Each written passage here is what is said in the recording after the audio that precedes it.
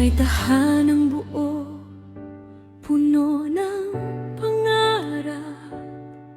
May asawang tapat, anak na yakap.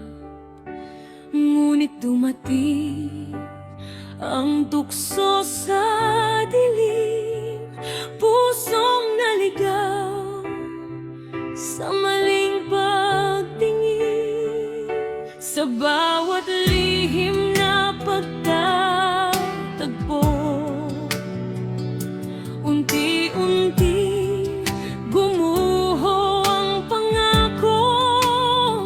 Isang sandaling ligaya lang ang nais, di inisip ang luhang kapalit.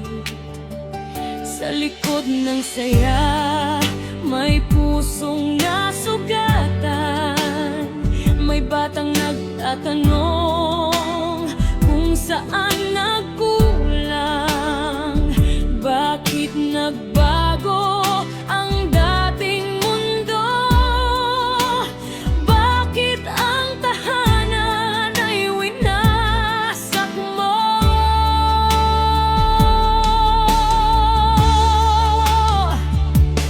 Kapit, salitang puno ng sakit, ligayang ninakaw, kapalit ay bighati.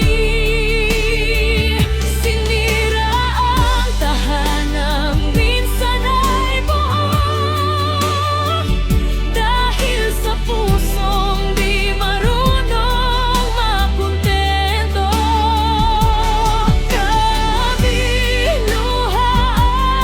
ang iniwan, pamilyang nagkawatak dahil sa kasalanan.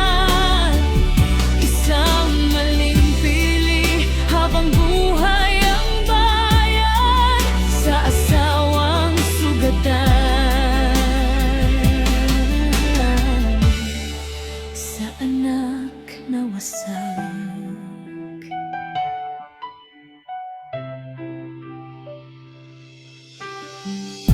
Hindi lang asawa ang iyong sinaktan, pati inosenteng batang umaasa lang. Sa gabing tahimik, may iyak sa unan, anak na nawalan ng payapang tahanan.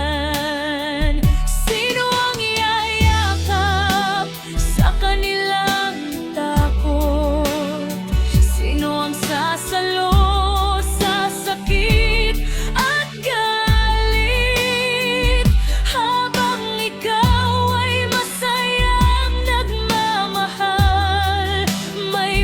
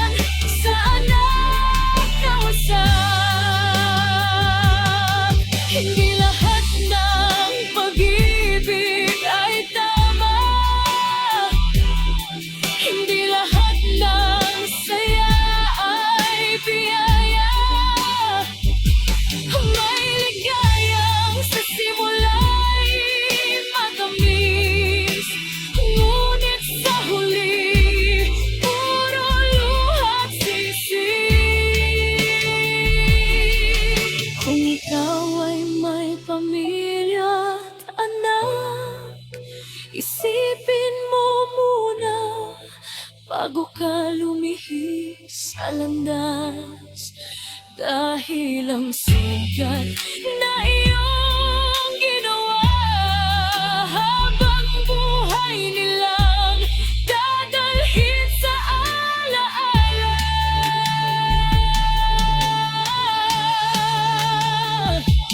Kalabit, ito ay rangang kwento, walang panalong pag-ibig sa panloloko. Ang tunay na tapang ay ang natili sa pangakong minsan mong pinili. Kabit, pakinggan ang daing ng pamilyang winasak ng maling pag-ibig. Isang tahanang buo kay hirap buuin muli kapag sinira mo dahil sa pansariling hilig. Sa bawat desisyon may kapalit na sakit.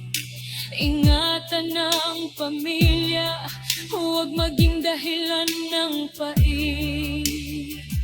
Dahil